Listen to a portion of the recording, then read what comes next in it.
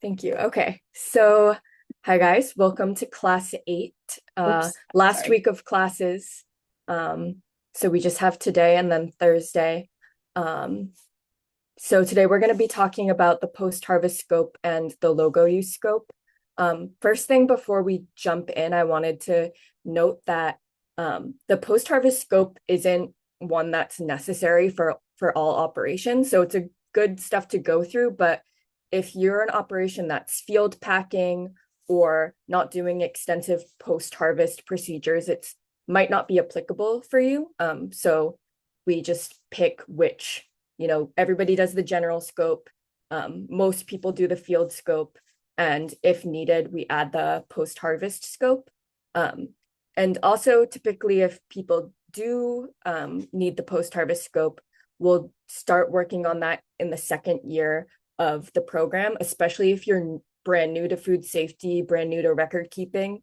It can be nice to start with the general in the field and then add the post-harvest scope once you've started to build up your food safety record keeping habits. But if you are aggregating a lot of products or have like extensive wash pack processes, then we can work to add it in the first year. So it really depends on the type of operation and then how important and involved your post-harvest activities are.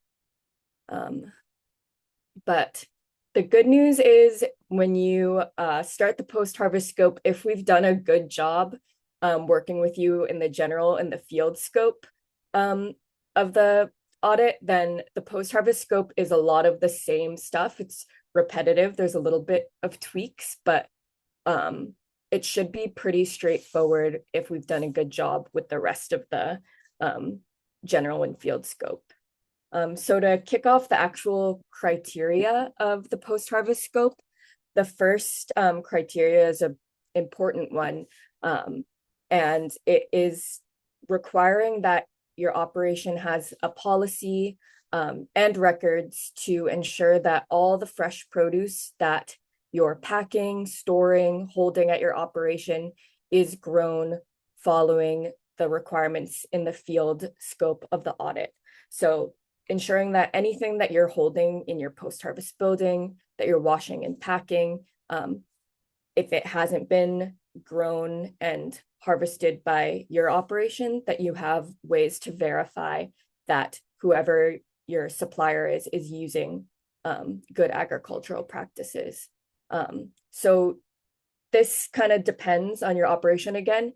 If you're your own raw product supplier, so you're just harvesting the product yourself and wash pack yourself holding it, it's all from your operation, then this criteria might not be applicable. But if you are a separate, just purely post-harvest operation or aggregator, like a food hub, or if you're kind of a combination of both, so you have your own product, but you're also aggregating, then this P1.1 is an important criteria.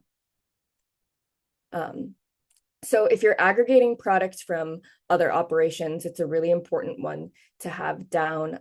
Essentially, P1.1 requires you to have actual records and documentation that all your supplier farms are um, following good agricultural practices. Um, and this doesn't have to be like all encompassing, like a full harmonized gap audit, but you do have to have some ways to prove that they're following best practices. So a few ways to actually do this is one, to have your supplier farms give you access to some of their records. So their harvest records, their cleaning and sanitizing logs, pesticide or amendment applications. So having access to their records, you can verify that they're following best practices. And if they don't have records yet or aren't in that practice, providing them with some simple record templates, which we can also share with you. Another good place to start is to just gather some general knowledge about all of your supplier farms. So their practices and their general farm infrastructure. Are they field packing? Do they have livestock at their operation? What is their water source? Do they have clean water to wash their hands and clean and sanitize their equipment? And then if they don't have some of this infrastructure in place, or they don't have these policies in place, work with them to develop some appropriate procedures. Maybe it's they don't have clean water to wash their hands. So just giving some suggestions of maybe they're carrying in some clean water in a water tote from home to wash hands, or maybe you work with them to create a general plan of how they're going to separate their livestock from their production areas when they're harvesting. And then lastly is to set up a site visit schedule with your supplier farms, especially if they're brand new or you don't have a good understanding of their operation. Going out there once a year or on their initial onboarding to being your supplier to just verify that their basic food safety practices are in place and get a good lay of the land. Important to note here that your supplier farms don't need to be fully certified under Harmonized GAP for you to still maintain that certification, but you do need to have verification that they're following basic good agricultural practices. So gathering those records from the supplier farm. So getting into the next requirement or section is P2, and this looks at your facility. So this section covers all the buildings and structures that you use in your post-harvest operation. Some key things to consider here. First is P2.1, which asks whether the building and equipment that you're using can be effectively cleaned and maintained to prevent product contamination. So specifically like pipes, overhead fixtures shouldn't be leaking or dripping onto product.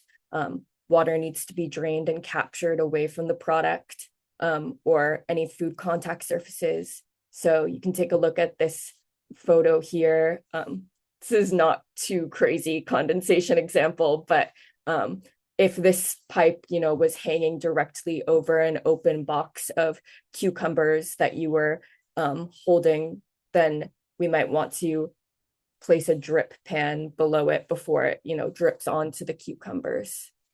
So little fixes like that with the facility. Next in this section is lighting. So making sure that there's enough lighting to see everything that's going on in your holding area. So enough lighting to be able to effectively clean, repair, see what's going on. And then also making sure that if you do have lighting that could possibly break and get glass into your product, putting safety coated light bulbs or having cages over the light sources just in case there is breakage.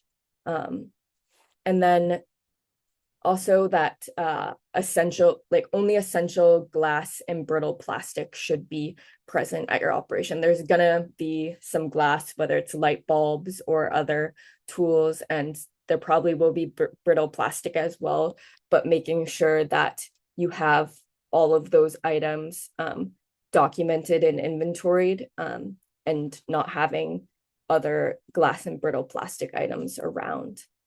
And then P2.5, this one really isn't normally applicable, but if you do have catwalks in use, that they need to be protected and covered for contamination. Next is looking at allergens. So this is to make sure that you have a general allergen control program. So if your operation is holding any of the top allergenic foods, so milk, eggs, fish, shellfish, tree nuts, peanuts, wheat, soy, sesame. All of that should have a policy to prevent cross-contamination. So this can be something super simple if you're aggregating eggs and also product, and maybe you just have that one walk-in freezer where you're or fridge where you're storing everything, putting the eggs on the very bottom shelf and then putting them in a plastic container. So if they were to break, they're not running down onto any of the other product. So simple kind of allergen control procedures can be developed, but definitely noting down if you do have any of these allergens stored at your operation and having a way to mitigate cross-contamination. Next looks at pest and animal control, but this time pest and animal control in your pack house and in around your pack house. So this will, yeah, it'll feel familiar because we've already addressed it in the field section, but you might have slightly different procedures or methods that you use for pest control at your post-harvest facility. So these sections need to include a risk assessment of pest and animal control inside your post-harvest facility, and then also from that risk assessment, developing a written plan about how you're going to address any pest issues.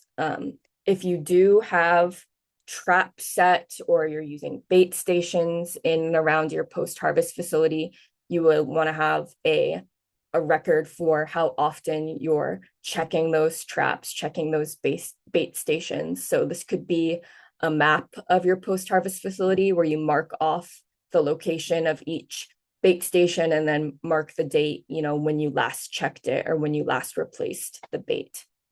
And then P 3.2 is pretty simple, just requiring that you restrict as best you can animals away from food handling areas. So this is for pests like rodents, but also for any domestic pets you might have. So if you do have a farm cat, just trying to keep that farm cat out of your post-harvest area as best as you can, especially if they're, you know, prone to like jumping up on the pack tables. At least when you're actively washing and packing stuff, keeping that farm cat out, and then of course keeping as best you can other wild pests out of your facility. A little bit more on pest control. So if you are using pest control devices or traps, they need to be placed in areas where they're not going to contaminate any of your product or food contact surfaces. So if you're putting them inside your pack house or storage building, only using non-toxic traps and devices. This one is not a mandatory criteria, but it's definitely good or best practice. And then for tools and equipment, this is just requiring that all food contact equipment needs to be easy to clean and maintain. And this is mandatory. So making sure that the materials that you have in your pack house, especially the ones that are going to be used for as food contact surfaces, are easy to clean and sanitize. So an example of this would be like your packing table. Wood, although it's beautiful, it's aesthetically pleasing, it is harder to clean and sanitize effectively. So having a plastic or metal table that can be cleaned and sanitized is the better choice. And this is a mandatory criteria that the auditor will want to observe when they're completing your audit. They'll want to see your cleaning and sanitizing practices of your tools and equipment in the pack house and see that all the tools, equipment, surfaces are well maintained. And additionally, they're going to want to look at the logs you have. So they'll want to see what's happening on the actual audit day, but then to verify that this is happening all the time, not just while they're there auditing your farm, they'll want to see records showing that cleaning and sanitizing.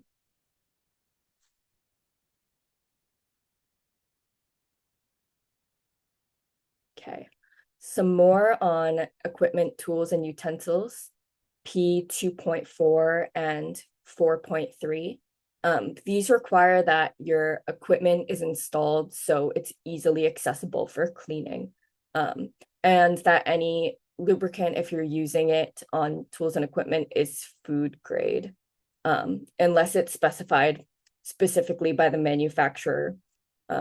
So this could be like your if you have a fridge unit or a bunch of shelving, making sure that you can clean under and behind it when needed. If there were to be like nesting or pest harborage behind or underneath, being able to move your equipment around so you can effectively clean it. P 4.4, this requires that any and all instruments that you use to measure, so thermometers or scales, need to be maintained and calibrated to ensure that they're actually giving you those numbers accurately. So a good example is thermometers. You'll need to calibrate them annually at least, and then have a log showing that you've calibrated them effectively.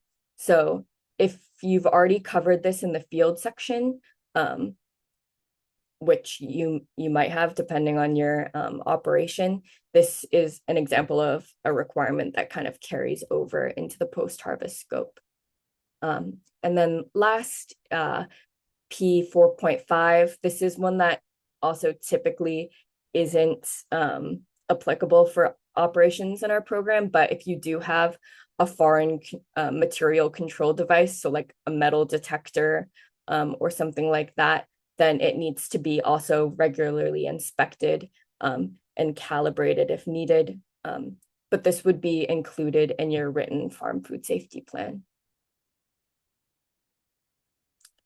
Moving on to P5, which is all maintenance and sanitation. So first, P 5.1 and 5.2, these two criteria require that you have a preventative maintenance plan / master cleaning schedule with related SOPs established. So this is a mandatory requirement, and it is includes both a written plan, which would outline your standard operating procedures, and also requires a record, which would be your records of actually cleaning and sanitizing and performing those maintenance activities.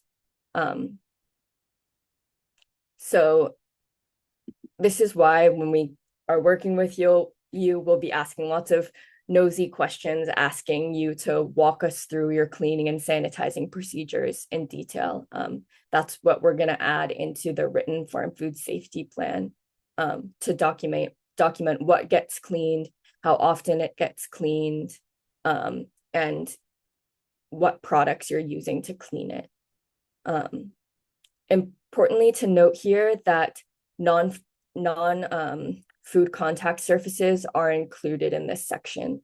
So this could be things like drains, roof rafters, the roof itself are all going to be included here. So even though they're not coming in contact with the food, that having like a regular maintenance routine, even if that maintenance just means like we check the roof for leaks or damage on an annual basis, could be sufficient there. P 5.3, this addresses temporary repairs. So if a food contact surface at your operation needs a temporary fix, especially here in Hawaii, it can sometimes be hard to get the proper materials to fix a piece of equipment. So sometimes temporary repairs are necessary. That could be like we need to use a zip tie to refasten this piece of equipment together until we get the correct piece in. But making sure that if it's a food contact surface that you're doing this temporary fix on, that you're using food grade materials and that you have a general timeline to implement permanent repairs in a timely manner.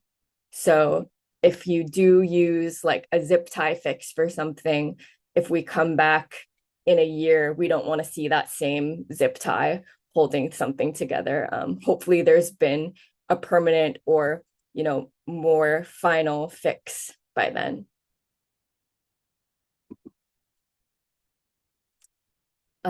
Continuing with maintenance and sanitation, P5.4, this requires that all tools and equipment that you use to clean are kept and stored properly. So you can't clean effectively if all of your cleaning and sanitizing tools are dirty and not kept well. P5.5, this one is mandatory and requires that all food contact surfaces need to be cleaned and sanitized and maintained according to your farm food safety plan. So this will be kind of verified using your cleaning and sanitizing records, and cross-comparing that with your written SOPs of this is how we clean and sanitize. Here are the logs showing that we actually followed through with that. And then P5.6, this is also mandatory, and it covers transportation equipment within the facility. So things like power jacks, forklifts, these all need to be maintained to prevent contamination, and should be one of the items listed on your master cleaning or master repairs document if you use them. And then last part of maintenance and sanitation. So finishing out with P5 and through P7. This addresses waste management in your post-harvest facility. So this is something we'll already go over in the general section of the audit. So it should be another thing that we've already addressed. But we need to kind of readdress it or, make specifications to how you're going to handle waste in your post-harvest facility. And this one's mandatory. P5.8 and 5.9, this covers the outdoor area around your facility. So rubbish bins outside should be closed, located away from building entrances, and surrounding area should be reasonably clean. So just keeping things, looking nice, throwing away litter when you see it, not leaving culled product out and about because it can attract pests, and then trying your best to reduce standing water if that's an issue. And then last bit here, P5.10 and 5.11, this is looking at your sewage and septic systems, just that they're well maintained and they're adequate for your operation to prevent any direct or indirect contamination. And this is mandatory. So if you are in a septic system, maybe marking off on your farm map where the septic tank is located, and having some information about how old it is, or if you do get it repaired or pumped, keeping a record of that. And records for these types of things could be just like a receipt from your service provider, even. It doesn't need to be an additional record that you create. So sometimes this section can seem like, oh, this is a lot of additional records, but a lot of ones here can just be receipts or verification from the different service providers that you're using. And I think passing to Lisa now. Yep. Okay.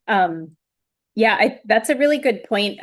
As we go through this section, you guys will notice it's a lot of redundancy if you paid attention to what was required in the field section. So much of this is, if you're doing the post-harvest, these are written policies that we may just basically repeat and tweak a little bit. Also, the preventive maintenance master cleaning schedule documents, those are things that we already have templates for. So you guys won't have to create those yourselves. Like Chess said, we'll just ask you kind of nosy-ish questions and fill that out so that it's then all recorded in one place. Um, but getting into P6, which is post-harvest water and ice, P6.1, again, this is a repetitive piece. So it's the water system description for the post-harvest facility water. This is likely to have already been touched on in the field section. So probably not a lot to add to this here. It'll just be repeated as to exactly what type of water you're using in your post-harvest. P6.2 and 6.3, again, if we've done the field section, we've assessed your water system, talked about that, and we will already have created a water delivery system assessment record for you.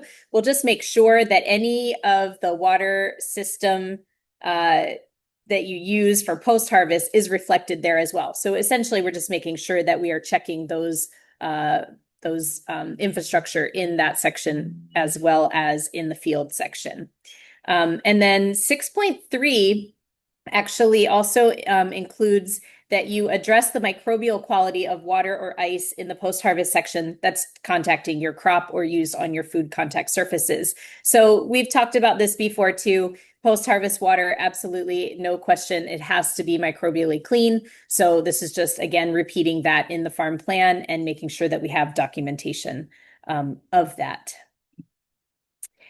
Continuing with post-harvest water and ice, in the post-harvest section, we will want to write out your process if you are washing your produce. So just a brief description of that process, how it happens from start to finish, we will include. And we'll discuss that with you when we talk about your assessment as well, because we'll just want to know if there's anything we should be noting as potential contamination issues there.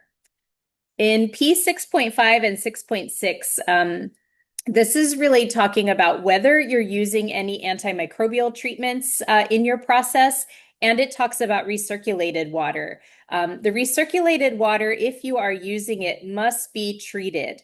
So you'll see down here at the bottom of this slide, what is recirculated water exactly? Basically, if you're stopping up the sink and adding produce in batches to rinse it without changing the water or draining it out and refilling it in between, that's recirculated water. So in that case, there would need to be some type of sanitizer, antimicrobial added to the water. And that's really just to prevent the water from becoming a cross-contamination issue. So if that's happening, we will make sure that we have a record of that. What is the product that you're using? Is it labeled for that purpose? How much is being used? And what would happen if the criteria is not met, if we're not meeting cleanliness standards there. So that would all be included and is probably something we would have talked about in the field section as well. In addition, if you are putting your product into the water, there are some specific concerns for certain commodities. If the commodity or the product is susceptible to microbial infiltration, we want to make sure that we are monitoring the water temperature differential. What does that mean? Well, basically, certain products, because they may be of different temperature on the inside than the water is, when they go into the water, tomatoes is a good example. They may suck water in. A vacuum is created because of the temperature difference in the tissues inside the tomato. So water can get pulled into that particular product. We want to prevent that. So to do that, we want to monitor the temperature difference and keep that tighter than having a big, huge differential. This would only be applicable for certain commodities. So we'll talk with you all individually as to what those commodities are if you are immersing them in water. If you're not immersing, you're not dunking and leaving them in there, then this would be a non-applicable criteria. But it's worth mentioning just so everyone is aware of this. More importantly, maybe, would be water change schedules. So in your post-harvest operation, If you are reusing water, so you're stopping up your sink, you're putting a couple batches of leafy greens in there, we want to make sure that we do have a definition of what your water change schedule is. So when do you do that? Is it after X number of batches? Is it once the water is visibly dirty? Whatever that decision is as you make it is what we'll be writing down in your farm plan. And we will also want to make sure for 6.9 that we write down what is your determination for debris removal. So how do you do that, making sure that any discarded or contaminated produce that ends up in the wash or the dunk tank is removed. So that's a pretty simple one, kind of a no-brainer. Then we move to P7, which covers containers, bins, and packaging. And again, this is something that we've gone over a little bit in the field section. In the post-harvest section, there is a little bit more detail to it. In particular, for P7.1, we have to put some information in your farm plan that refers to who's approving what packaging you're using, and how did you determine that. Sometimes this is really simple because it's what the buyer says. So if the buyer says, I'm going to buy your lettuce, but it needs to be in a clamshell that's this size, well, that's who determined how the packaging is going to be selected. And we will include a list of specs. Again, that might be really simple, like it's a clamshell that's this size and made of this plastic. In addition to that, there is a record that you'll need to do for this criteria. It is in your Heavy Connect in the post-harvest section. It's a packaging materials inspection. It is like 3 questions. So once you hit it and open it up, it's very, very simple. You're really just looking to make sure that the packaging, when it comes in, is free of contamination, that it is what you ordered, and that it meets the specs that have been outlined in your farm plan. A packaging registry is something that we will help you pull together as well. That will be in the master doc. And again, that's one of those things we'll be asking you to tell us all about the packaging that you're using. So like Chess said, when it seems like we're being nosy, we're just gathering all the information that this section requires and putting it in one place for you. P 7.2 all the way through 7.8 covers written procedures for how you're storing your product containers. We're going to identify whether or not they're permitted in contact with the ground. We're going to note that you inspect them prior to use, and we're going to write down what are your acceptable containers. In some cases, these might be commodity specific. So if you have greens and you're putting them in a plastic bag that has holes punched in it for airflow, that might be something specific we would put there. Maybe you have tomato boxes, all kinds of different things could go into this section. And of course, we'll note, just like in the field, there will be a note that a container shouldn't be used for non-product purposes unless it's clearly marked. So just like the same thing with the harvest bins, except this is for your post-harvest containers. And then P8.9, if you are using pallets, obviously we want to see that they're clean, in good condition. There's not nails or staples or pieces of wood broken and sticking up on them, and that they're appropriate for intended use, which is pretty wide latitude because pallets can be used for lots of things. For storage, this is P8. So this one is a lot of kind of good practices, basically. Not a lot of record that you need to keep here, but your product storage areas should be appropriate and not a contamination risk. What that means is that you might have your product stored in a reefer, or you might have it stored in a room that's kind of laid out like a kitchen. That would be appropriate and not a contamination risk. An inappropriate product storage area would be a container in the field where you also have your chemicals stored. So thinking about basics like that. Iced product handled so as not to serve as a source of contamination. Again, this is getting to when that ice starts to melt, the water is going to drip. Where is it going to go? So we don't want to see broccoli, for example, with ice on top dripping onto leafy greens underneath. So just simple fixes there would be put the broccoli on the bottom shelf or put a drip pan in there so that you're catching the water. It's not dripping on product below it. And then P8.3 all the way through 8.6, this is your non-product storage areas. So the auditor will take a look at where you're storing your chemicals. Maybe you have a room where you keep packaging supplies, things like that. For this, it's really just good organization. So looking at, like Chess mentioned earlier, is there adequate space in between where you're stacking things so that you can see down the sides and you know that there's not, spiders hanging out back there or lizards or rats and anything like that. That your chemicals are stored separately from other materials. So just sort of good practices again around proper storage and keeping things clean. P8 gets into storage with respect to coolers. So first thing there, P8.7, if your product is cooled, it is cooled appropriate to the commodity.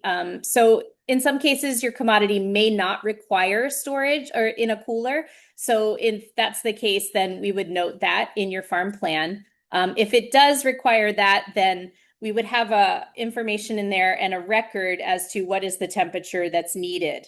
And the next couple criteria refer to this as well. So P8.8, temperature monitoring is used where temperature control is required for food safety. This is the key.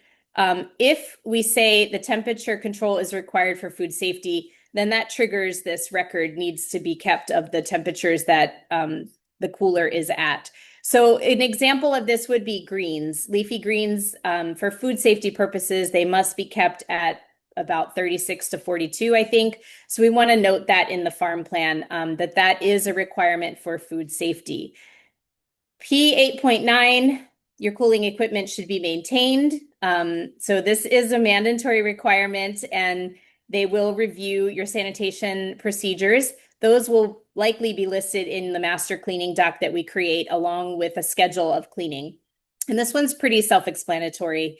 You don't want to have a gross, disgusting fridge, right? So if you're using your fridge every week, it's up to you to determine how often you need to decide that you're going to clean it. Maybe that's going to be monthly or quarterly. If you're only using your fridge occasionally, it might be more spaced out than that.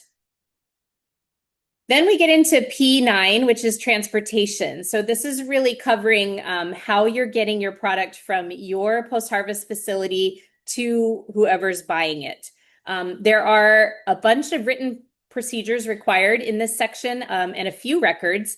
First, P9.1 is whether or not there is a specified temperature required for transit. So this goes back to that key phrase we used earlier about food safety being required. So if that's the case, there would be a predetermined temperature range that should be used during transit. We would put that in your farm plan in that written procedure. P9.2, this is noting that prior to loading, the vehicle should be pre-cooled. And again, that would reference that temperature that we've talked about already. What is that? And there would be a record associated here. This would be part of your delivery vehicle record. So if there is a temperature required, there would be a place to note that. So Sorry, just have a P9, oh, question sorry. Yep. about that last slide. Yeah. Is that specifically packing house to customer? Are these WPs required for field to packing house? I don't think so. I'm gonna hold on. I have the standard open. Let me just double check before I tell you. But I think for field to packing house, unless it's required for food safety, like leafy greens, I don't think it's necessary. Checking.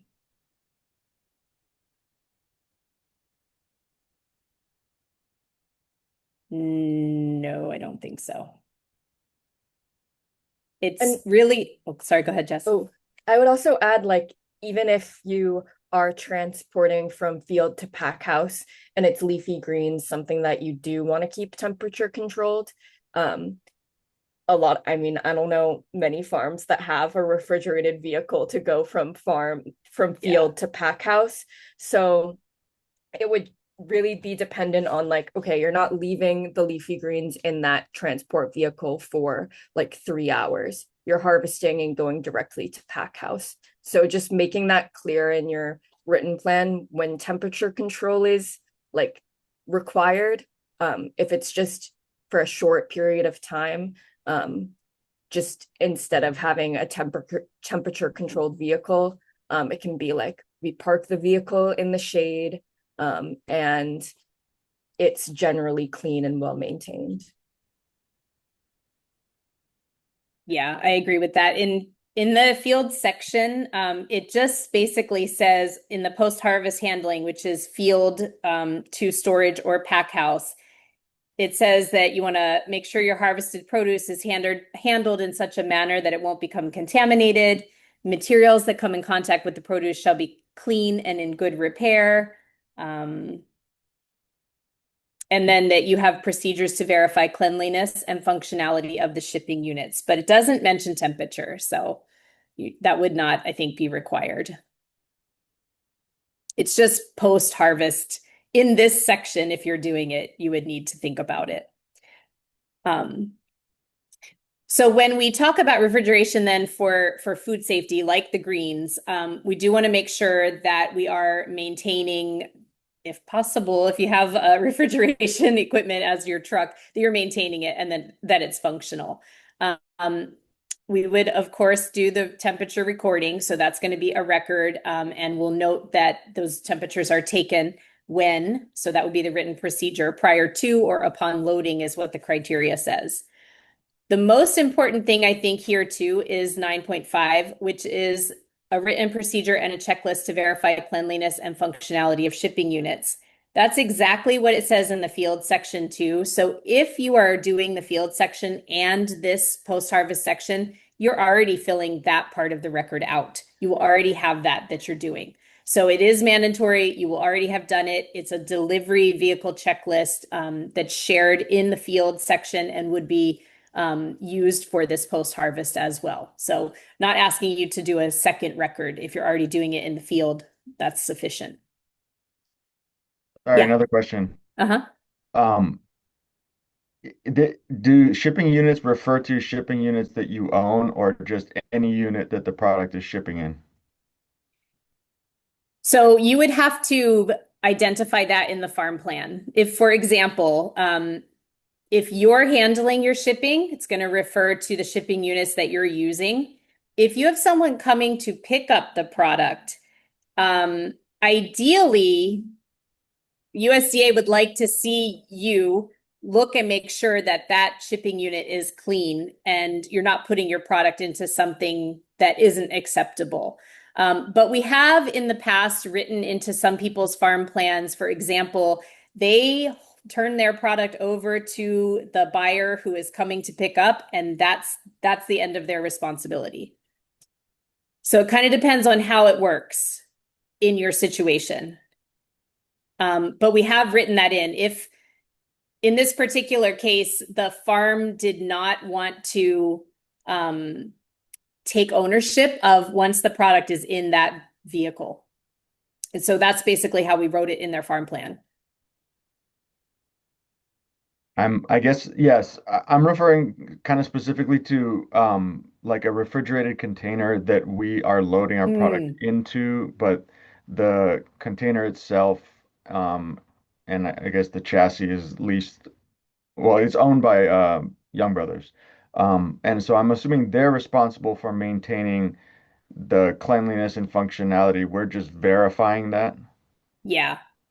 Yeah, because you don't have control of cleaning and sanitizing or cleaning that particular Well, we unit. could because it's in our dock. So if do are we going to be responsible Mm. for like cleaning and sanitizing these, or is Young Brothers? I think that might depend on your agreement with them and how we write it in your plan. What is your normal procedure? Do you or do you assume that they will do it? It's always been unclear to me where our ownership of the product ends. I always assumed it was as soon as we closed the door of the container and sealed it, Hmm. um, because at that point we don't have any further control over Yeah. whether it stays, at temp or whatever.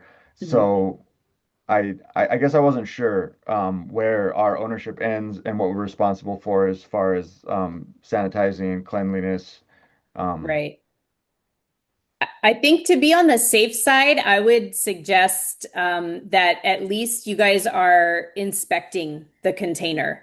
Um, it might need to be further detailed out what if it wasn't clean, then, is it your responsibility to clean it or is it Young Brothers' responsibility to clean it? And we could write that into your farm plan that you're inspecting it and then what would happen if, and delineate that out so that it's clear in an audit. You guys inspect it, it looks good, you put your stuff in, doors shut, and you're done. But if that isn't the case, you inspect it, it doesn't look clean, you don't want to put your product in there and potentially contaminate it, then what happens? Cool. I think it's part of a larger conversation because we've had to clean containers before. These are refrigerated containers that are clearly not meant for anything other than food products, but they definitely had something non-food inside that we would like pressure wash the whole thing out. So yeah, the I think again, that's a longer conversation, but there's definitely a gap in the food safety chain between like when we drop it off with whoever's handling it and where it goes from there. Okay. That's good to know. And definitely we can talk more about that, and try to figure that out as to what would work best for you guys. Because that's really our goal, is to figure out what works best for you in terms of how you want to run your operation and getting the certification, maintaining your compliance with USDA's requirements. So let's talk more about that. I don't know anybody else that I can think of immediately who's using Young Brothers. So this might be the first time that we're looking at this. And then last one, P9.6. So this one is just basic common sense. Your loading and unloading procedures and equipment should minimize damage and prevent contamination. So similar to the field where we talked about not stacking boxes on top of product unless it's designed for that, we want to just keep those things in mind. And this is just basically a statement that we would put in the farm plan to satisfy this particular criteria. Okay, so that ends the post-harvest scope. We're going to take just a few minutes to talk about the logo use, because this is something that is available to you as a scope if you would like to do it. And this is what would allow you, if you pass this part of, or when you pass this part of the audit, would allow you to use the USDA GAP logo that's showing that you are food safety certified under the USDA GAP standard. The logo use scope has 4 sections. 1, 2, and 3 are pretty short, and then 4 is has a little bit more to it. But it covers just a couple things. So the first part of it, L1.1, it is about the food safety plan. And what we would do for this one to satisfy this criteria is in your farm food safety plan, we would write out how the logo will be used. So that might be a statement or two about what products are certified through your farm and what the logo is going to go on. So for example, you might grow 8 different things, but we're only certifying 5 of them. The logo is only going to be used on those 5. We would put that in the farm food safety plan. The second piece here is there's a designated person responsible for the control of inventory bearing the logo. So that's really just looking at maybe the person who is your point of contact, your farm manager, your farm food safety lead. That person is responsible for making sure that you're controlling that inventory. So you're checking every so often on how much of it you have that has that logo, or how many, if you're printing them out, how many labels you have. And this is a mandatory one. So we really just want to identify the person responsible for that. L2.1, this goes to traceability. So the operation is only going to use the logo on things that are traceable. So again, having a good traceability plan and recall plan will help with this to identify, okay, well, the logo is only going to go on these particular crops and we can track them. We have a lot code, we know where they're going, we're keeping all the records that we need to keep for that. 3.1, the operations list of approved suppliers is provided to the local, federal, or state auditor's office. So this one, in your farm food safety plan, we will have already produced this record of approved suppliers. That's your approved supplier list. And if that is needed, if the quality assurance branch at HDAB or the USDA, when they audit, require or asks for it, requests it, we will be able to provide that. They would be able to see it in your farm food safety plan anyway. L 3.2, all suppliers currently in use by the operation are listed on the approved supplier list. So this just goes to maintaining that list every year. We want to make sure that we are updating it and everybody that you're sourcing from is listed. L 3.3, all suppliers who wish to use the logo have passed a USDA GAP-GIP audit. So this one goes to if you are a post-harvest facility and you're aggregating product. If your supplier farms want to use the harmonized GAP or the GAP logo, they have to have passed that audit. So what this means is you don't have to have everybody's, every supplier that you're sourcing from be certified, but if they want to use the logo, they do have to be certified. You cannot commingle someone else's cucumbers with your certified cucumbers in the same box and slap a logo on it. You would have to separate it out. So we want to keep certified product available for logo use. Non-certified product is not available for logo use. And then we get to the little bit harder part in the logo scope. And this is it. This is all there is to it. But all of these criteria are mandatory and you have to do a record for them. So the first thing, the logo is only used on products, processing, and packaging as approved on this is called the SC 652. What this means basically is that those crops that we are listing for you to certify, that you have gotten certified, are the only ones that can use the logo. So again, the same example, you've got 8 different crops you're growing. We're certifying 5 of them. You can only use the logo on those 5. When you add those other 3, you can use the logo on those. L 4.2, all logo items, packaging, and labels are accountable. So that means we have to maintain an inventory. So we just need to have some record, whether it's an Excel sheet or something else, where you have your list. I ordered 500 labels and 20 boxes with the logo on them. So that's accountable. And we would note, of course, how many you're using as you go through that stop. L 4.3, this is your inventory list of packaging or labels with the logo, and it's maintained and current. So we want to be able to count them. We want to have a list that we're constantly maintaining or updating as they're being used. And then L 4.4, the logo is only used on packaging and labels that are clean and bright without evidence of previous use, no marks are stained. This is getting to USDA wanting to make sure that that logo use maintains its integrity and that is not being reused by someone else who does not have the authority to use it.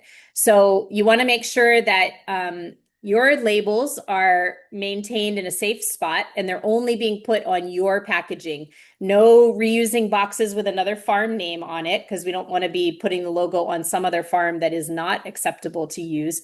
You want to make sure that it's not getting messed up where that might cause a problem and somebody might wonder, is that label actually go to your farm or did you reuse something? So it's just getting to making sure that the label has its integrity, that it goes to your farm and it's very clear that that is your certification.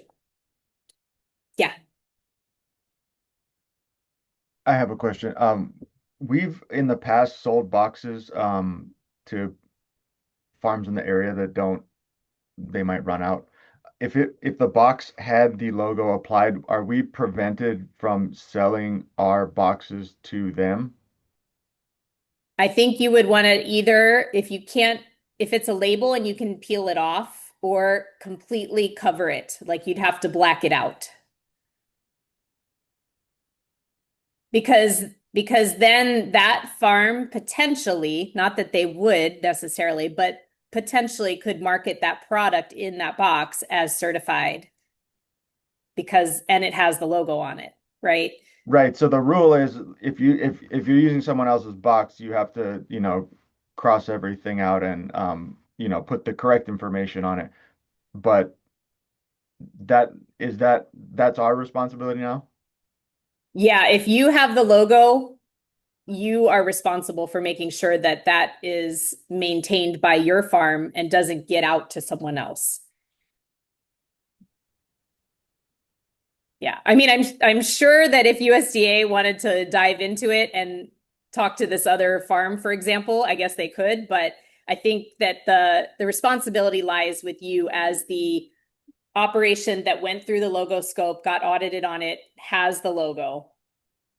Okay, I guess it was just in that very specific situation because I've seen our boxes, you know, we use like one-time use, but I've seen our boxes being used by various places with stuff that's 100%, not ours, so it's been reused. We're not responsible for governing all of that though, right? We can't kind of control what happens to the box once it's gone. Yeah, you can't. It just, you would want to make sure that if that logo is on the box, that it is removed or completely covered or in some other way just not obvious. Yeah. So I would say, I don't know, maybe restrict where you're using the logo if you want to maintain that, ability to sell your box. Um, I don't know, we have to think through that a little bit.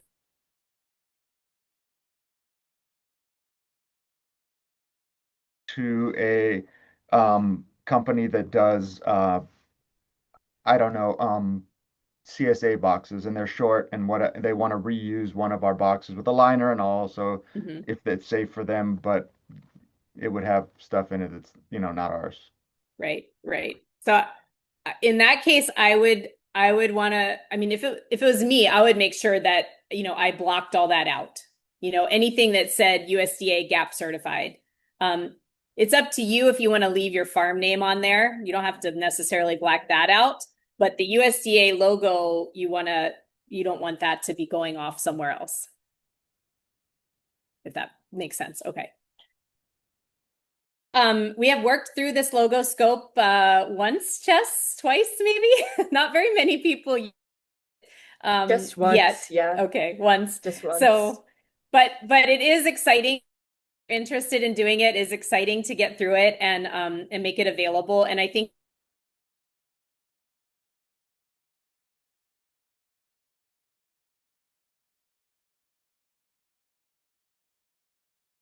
because we are almost at the hour. We still have some time allocated if we have more questions, but we will wrap up with the classes on Thursday. So we squeezed the little bit of what was class 10 into class 9. So we will be finishing up on Thursday. In this class on Thursday, they'll be covering what to expect when you're expecting an audit. So this will be really a lot of tips and reminders so that when it comes to audit time, you're not hopefully too stressed out about it. We're also going to ask you for some feedback and a review of how you thought this class went, whether the information was easily digestible. And in fact, to do that, we're going to give you a little evaluation. And that's really helpful, mostly for us, because it really does help us refine our delivery and make sure that what we're providing to you is valuable and you can retain it and it's worthwhile. Your time is important. So we want to get that information back. So we'll go over some different things in each scope as just a reminder session. We'll discuss the audit preparation. You will get your internal audit sometime in this year and possibly a USDA visit, although most of the time they don't choose someone from our new group of farms in that year, but you never know. And then invoices, yay, it's time for invoices to come out. So we will be getting those out in the next couple of days to you guys. Let us know if you have any questions about that or if you need some time to get that paid. Next things that will be coming up, if it's not already done, risk assessments are ongoing and your farm food safety plan development will be happening. So as you make sure that you finish up your homework, the farm food safety plan information will be coming from that. So as much as you can put in your homework is good. And then once those are done, we will send them out to you guys for a review. So make sure that everything we captured was accurate in the risk assessment and that the farm food safety plan procedures and policies, et cetera, are as you expected them to be. Any questions on that or anything else? Could I just ask a question about the final exam? I saw that looking ahead. So should I have everybody on our team take the test? Like how many people should take this? If you want to do it collectively, that's fine. Ideally, what we're trying to understand with that is whether we delivered the information well, and also, what are you guys getting out of it? So, are there any areas where you weren't sure what the answer is? It's not so much a grade, but more of a evaluation of how we did and could we be doing better? If there's questions that you guys are all stumbling over, then obviously we didn't do a good job of delivering it. So that's really what we're getting at there. Um, and if we did have somebody who was like, wow, I don't know the answers to any of these, then we might have to like really, really reevaluate things. But it also gives us really a metric too, to be able to provide you guys with a certificate saying, okay, you completed the class. We've done our job for training, and that will also help satisfy one of the criteria in the standard. So up to you how you want to do it. Any other questions for today? Um, yeah, I had a question. Ruth, it's regarding the farm food safety plan. Yeah. Talking to Ingrid, I wasn't, we, we're, we basically felt like there's the scope of it is kind of more than I could explain over the phone. She's gonna come out here and sort of I'll be able to walk her through sort of exactly what I'm talking about. So we're going to wait until that time to develop the full plan? Yeah. Yeah, she'll probably be working on some other things so that she can fill in, but that's totally fine. I find it, I think everyone on our team, we find it really valuable to go to the operation and see some things in real time, to be able to really put the detail into that farm plan that we want to put in there. Great. So yeah, and don't, yeah, the timeline is fine. It's only March, and we are hoping that we will get you guys your internal audits probably sometime in the summer-ish. Our goal is usually to try to get those done by summer, or at least get them started in the summer, so that we can wrap them up by the fall. And in that end of summer period is when we communicate to USDA, here is our list of farms for this year that are ready for certification. And then USDA takes that, they look at the internal audit reports that we've done by that time, and they choose who they're going to come visit. And when they come out and visit, it's a little bit different every year. It depends on the total number of operations in our group. Sometimes it's 3 to 4 operations that they're going to visit, often spread out, so not all on one island typically. We will come to that audit if you get chosen. We'll come to be there for that as well. Same thing as when we come out, it's an audit, so you want to be prepared for it. But I like to now that I've been through it a while, I like to think of it more as they're checking up on us. Did we do a good job auditing you guys in the first place? So it's an audit for both of us, really, but you guys will already be prepared because it's very likely that you will have already had your internal audit by that point. And so once the classes are done, we'll just be communicating by email or telephone as to like finalizing the farm safety plan. Yes. So after this Thursday, your communication will be primarily with your farm lead. Okay. So yeah, it'll be just wrapping all that up on whatever schedule works for you guys. No one's under the gun here, so if something happens and we have to pause, don't fret. It happens all the time.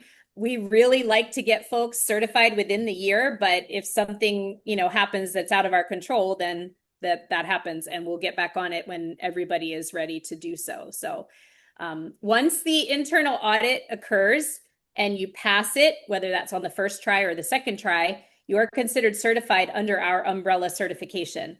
We will provide you with a letter that states that until the certificate is available.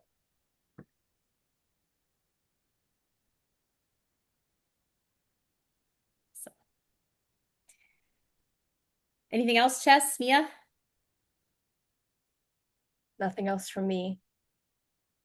Yeah, I think we're good.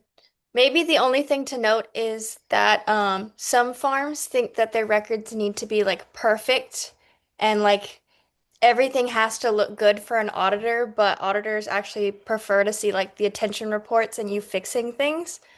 So we've had a couple farms where they got retention reports and then they went back into the report and changed it so it looked better than it had before. That's a Yeah. good tip. One of the things that a food safety professional actually said to us years ago, she's like, when I go and I see perfect records, I'm automatically like, no, no, no, that's not likely. So don't feel like you have to have that. It's not realistic.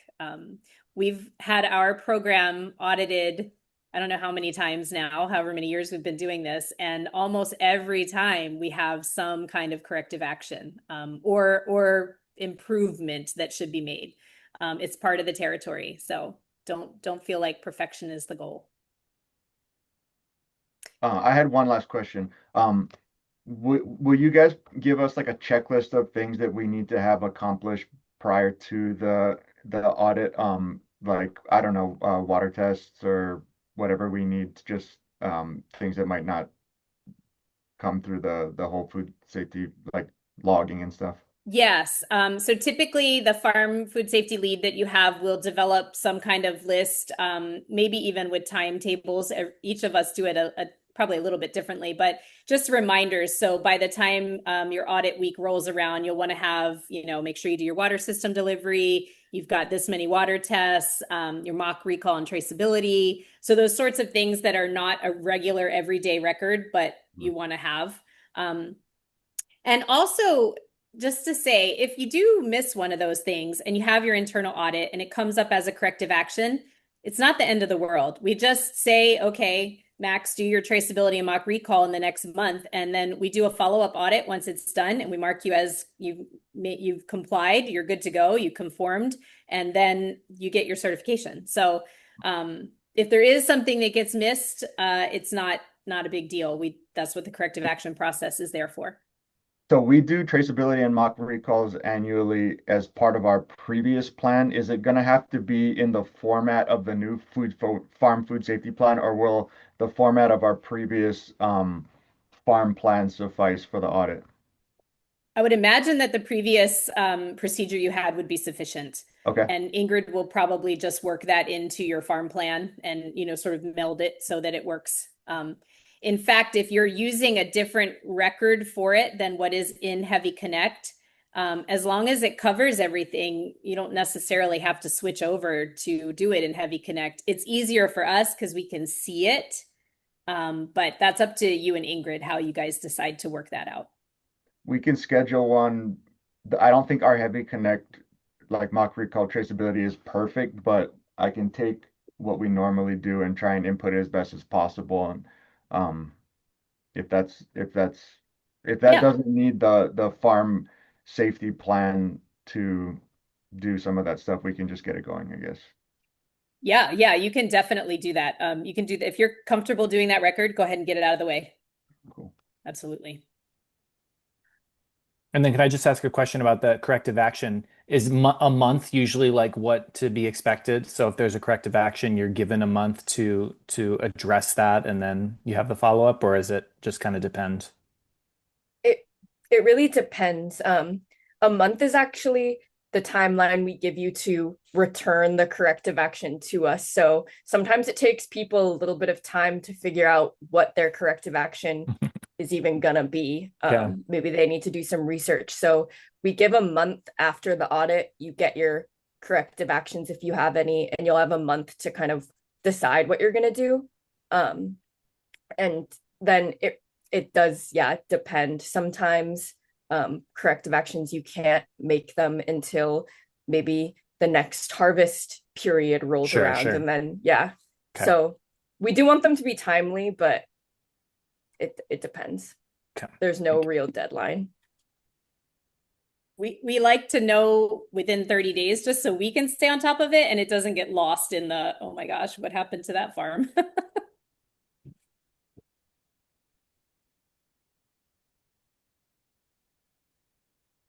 All right. Well, I know that we will be on Maui next week visiting a few of you folks, and then Ingrid will be visiting Max at the end of this month. And I think that's probably all we have on deck for actual face-to-face visits right now, but surely there will be more as we ramp up to internal audits later in the summer. So I won't be on Thursday's class, so I will not see you guys until maybe I see you on Maui. But otherwise, you guys have a good rest of the week and prep for your last class on Thursday, whatever questions you have. Thanks, Lisa. Mhm. Thanks, Jess. Thanks, guys. Thanks, Bye. Mia.